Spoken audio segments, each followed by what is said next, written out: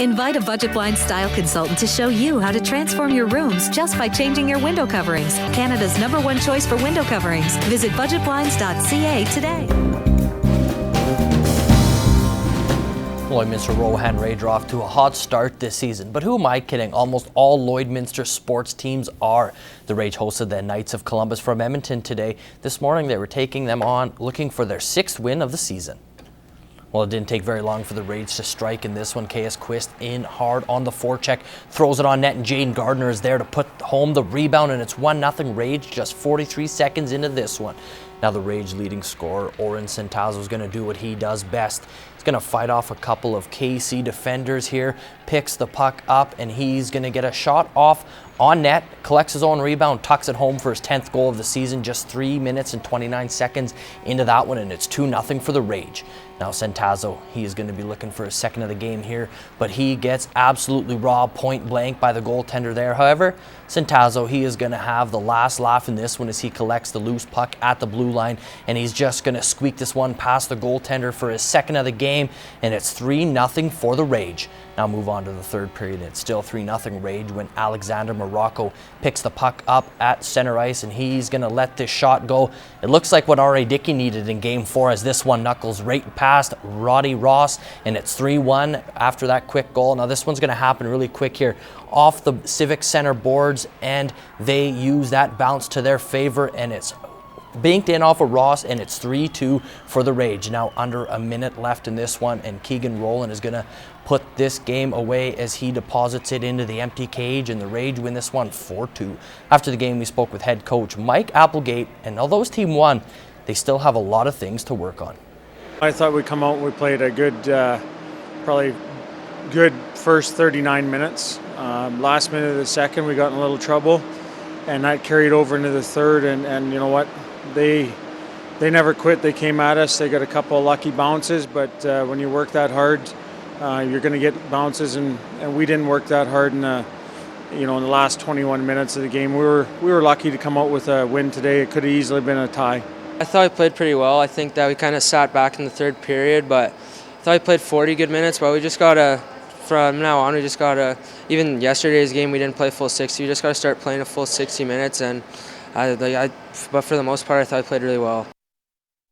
And the Lloydminster Bobcats were in action last night, taking on the Camrose Kodiaks. After defeating the Okotoks Oilers on Friday night, they were looking to take 4 points from the top 2 teams in the South Division.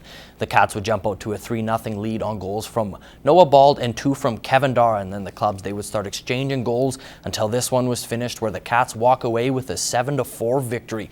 Cats now face the Bonnyville Pontiacs in Bonnyville on Wednesday. And speaking of those Pontiacs, they wrapped up a doubleheader with the Grande Prairie Storm last night. AJHL leading scorer Bobby McMahon got the Axe on the board first before the Storm were able to tie it up. The Axe would then score 5 goals in a row. Cole Bricks got it started. Brandon Whistle would add 2 of his own. Kyler Hain and Brinson Pashnuk would finish it off, and the Axe sweep away the doubleheader and now have won 10 of their last 11 games. Wow, what an incredible run for the Pontiacs. And as I just mentioned, they are home Wednesday night with a true test against the Lloydminster Bobcats.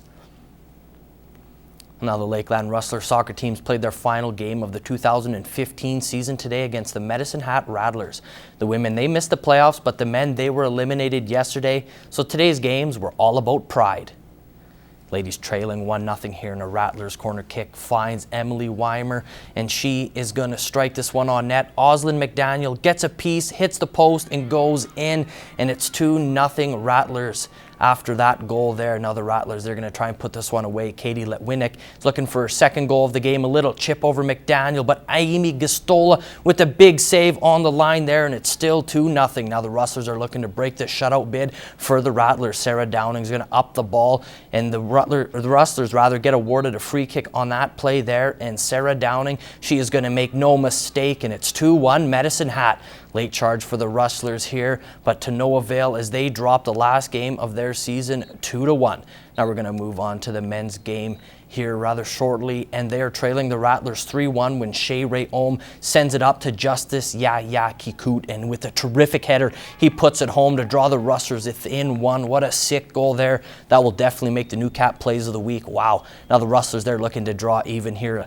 Lewis Isle, he's going to send it up for Stefan Kukovic, and Kukovic, he's going to chip this one home, and we are all tied up at 3. Nice goal there. Now it's going to be late in this game, and Bernie Ramirez, for the Rattlers, is going to do a little bit of tap dancing before he strikes it home and give the Rattlers a 4-3 win. And the Rustlers, their season ends on a low note there with a couple of losses. We caught up with head coach Kevin Wagner to talk about the team's seasons. We played our 3 best games at the very end of the season. We got 0 points. We played our worst soccer when we were getting points because we were learning how to play and learning how to compete. And we got to the point where now we're there.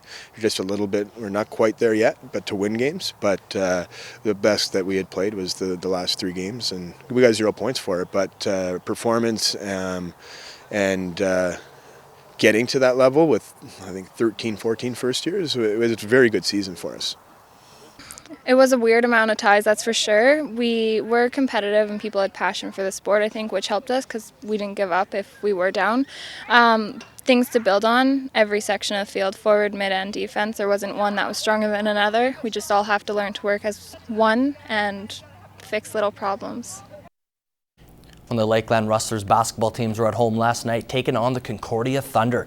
The women improved to 4-0 on the season after a 63-49 victory. Jenny Tonita led the way on offense with 24 points. ACAC and Canadian Player of the Week Camille McCurley added 12 points of her own, and Shania Magnuson had 13 points to go along with 9 rebounds in the ladies' win.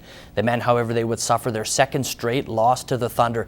This one was by 9 points. PJ Gardner led the way for the Rustlers, collecting 20 points and 14 rebounds. Ricardo Joseph and Terrell Madura each had 15 points for the Rustlers. The 2 teams are back in action Friday night in Edmonton against the Kings Eagles, and then they return home Halloween evening versus the same Eagles. Now the volleyball teams, they were also in action. They were in Edmonton for a rematch with the Concordia Thunder. The women would win their second straight match, moving to 500 on the young season. The Wrestlers take the match 3-0, winning 25-23, 25-16, and 25-16. Annika Kuz led the way with 8 kills. Alyssa Grondin and Hannah Prokop each had 6.